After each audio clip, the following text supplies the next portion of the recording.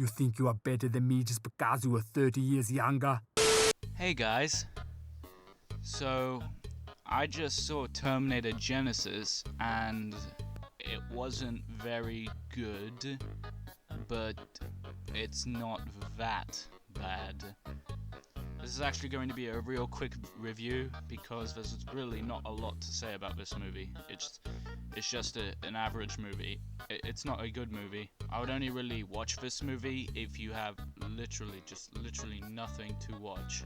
It does work as a Terminator sequel. It tries out new elements that weren't fully explored in previous movies. It also has some of its own stuff that it introduces, but it never really extends those stuff. Instead, we get more boring shit. Like, Jason Clarke plays the Terminator in this movie. He plays an evil Terminator, and his performance is hilarious. I thought you would be smarter. He also has some awful ADR. There's also this hilarious scene where John says that he wants to kill both Sarah and Kyle, and they're like, no, you can't kill us. We're your parents. You will die if you kill us. And John just basically says, no I won't. The timeline is so fucked up that I'm pretty sure I will survive somehow. I'm not even sugarcoating it, that's basically what he says. The only good stuff in the movie is Arnold Schwarzenegger and Jason Clarke. Those are the best elements of the movie. Then you have Daenerys and Captain Boomerang, and they're all just standard. Like, no one really stands out more than Arnold Schwarzenegger, and he doesn't really count anymore because he's just like a package deal with the Terminator movies. Kyle and Sarah Connor were really bland in this movie. They really want to prove that this version of Kyle and Sarah are completely different from the first type of Kyle and Sarah that we got, but they have nothing else to offer for these new characters. Like, the first time we see Kyle in the original, we understand his motivations entirely, but in this movie, however, his motivation of liking Sarah just turns out to be creepy, because he isn't really shown in any interesting ways.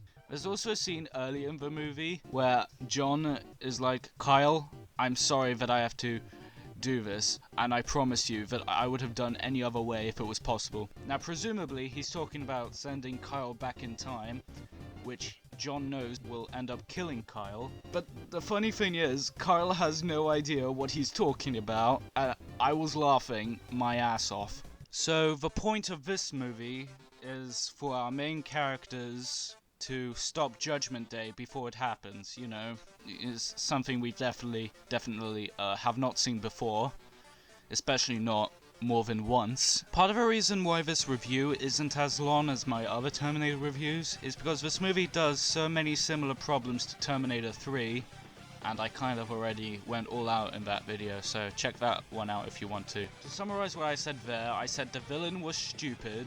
Both villains in this movie are also stupid. When you try your best but you don't succeed. It's just a big boring movie that's way too long, and it's something that it's just not. And it could have been a good movie.